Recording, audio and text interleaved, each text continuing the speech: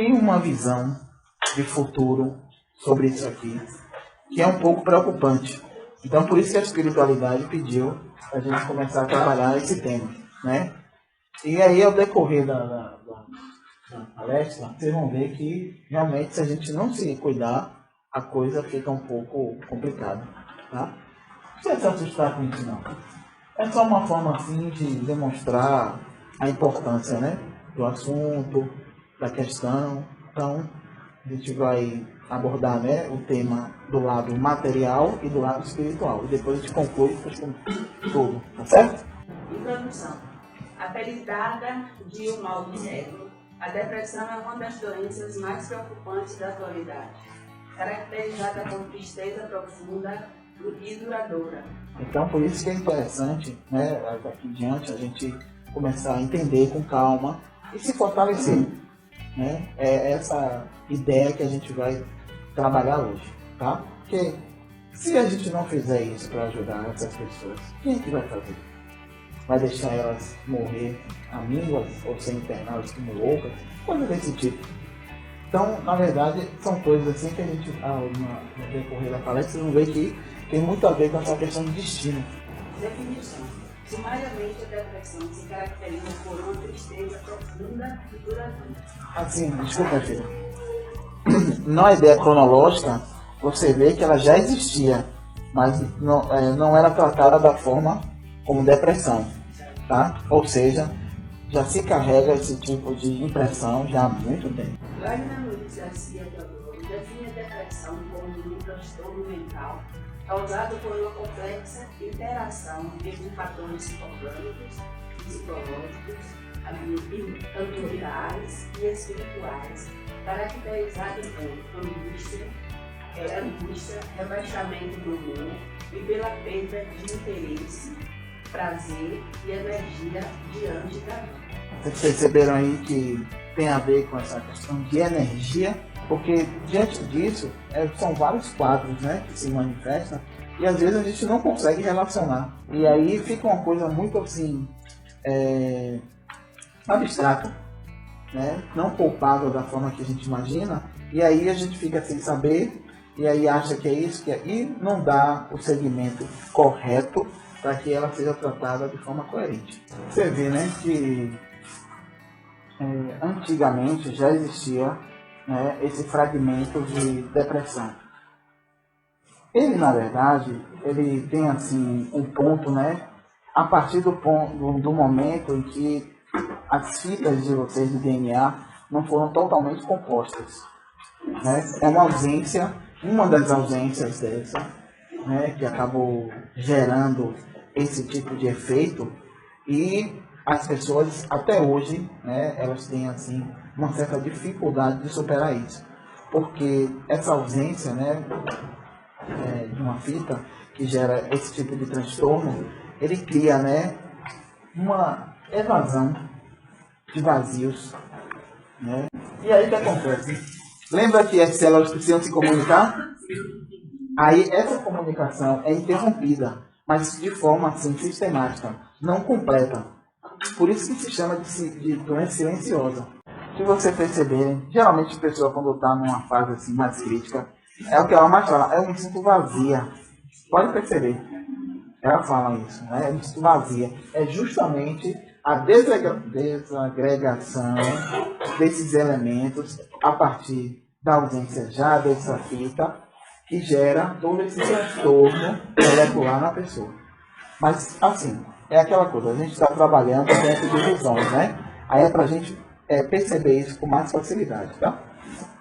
No século I da era cristã, o médico grego Areteiro da Capadócia estudou os quadros depressivos, vindo a desenvolver textos apontando a mania como resultado do agravamento do quadro de melancolia.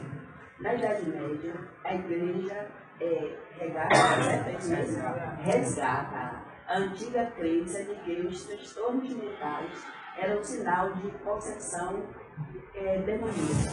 É nesse período que a Igreja passa a utilizar o exorcismo para tratar transtornos mentais. Porém, só no final do século XIX, o termo depressão passou a ser utilizado. Sua inserção se deu em relação à temática da melancolia. Porém, foi a partir do século XXI, houve uma crescente onda de estudos científicos que possibilitará maior esclarecimento e conhecimento acerca dos transtornos mentais, a exemplo da depressão. Isso muito em função do surgimento de novas áreas que estudam o cérebro e a mente, que trabalham de forma integrada. Bom, essa questão, né, que coloca aqui, ela funciona da seguinte forma. Vamos dizer que, a partir daquela ausência de uma das fitas, né, do DNA, esse espaço vazio comece a aumentar, né? Mas aí, em um momento, dentro de um tratamento, se estabiliza, certo? Aí o irmão, né, que ele vive dentro das sombras, o que ele faz? Ele identifica esse espaço vazio e passa a utilizar aquela abertura para poder fazer o que antigamente, né, a igreja fazia, os exorcismos. Por isso que eles tinham tanto poder para ocupar o corpo como ocupava daquela forma. Não sei se vocês já perceberam que o exorcismo é uma coisa muito forte, né? E aí, o que acontecia? Esses irmãos queriam realmente, de fato, desafiar aqueles irmãos da igreja. Por isso que existia aqueles embates. E aí eles conseguiam materializar certas coisas nas pessoas. A gente até trazia o negócio do assim, mas depois a gente deixou lá quietinho. É só para entender mesmo. E aí o que acontece? Esse embate, né, de ideias, de conflitos, potencializou tanto um lado como o outro. Porque você vê que a Igreja Católica ela se habilitou nessa condição de fazer os exorcismos, por justamente estar trabalhando constantemente com esses seres. Tá? Então, realmente, existe uma evolução de um lado, né, que é da Igreja Católica, com aquele poder de fazer os exorcismos, e também esses irmãos que, de uma certa forma, começaram a entender certas habilidades, que era justamente essa, perceber, né, esse avanço do espaço vazio através da ausência da fibra do DNA. A pessoa começa a relacionar coisas que não fazem sentido para a sua vida espiritual e material também, e aí começa a quebrar essa ligação. Então, a comunicação, né, das células, elas passam, né, a ter dificuldades de criar interação e chegar certas informações até o córtex. Então, como essas informações não chegam até o córtex, a projeção que é na glândula pineal é totalmente diferente daquela a qual ela estava destinada a fazer. Então, essa contradição de visão sobre a sua realidade dentro do destino cria esse espaço, essa lacuna.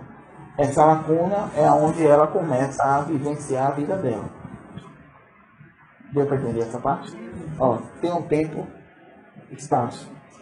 Ela tenta perceber a realidade de um ponto ao outro. Só que ela não consegue enxergar o outro ponto. Ela só consegue enxergar o que ela está e avançar dentro de uma ideia de linha. Essa ideia de linha não lhe dá dimensão de destino. Então é como se ela estivesse tentando fazer algo e não conseguia nenhum êxito. Então essa imagem de não ter êxito fica se repetindo constantemente. Então a realidade dela começa a mudar.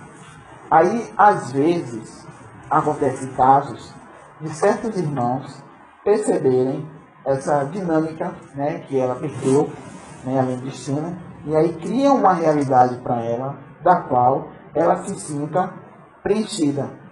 Só que essa realidade que ele criou e ela acha que está sendo preenchida é justamente nada mais do que uma das visões dela que está ali se projetando.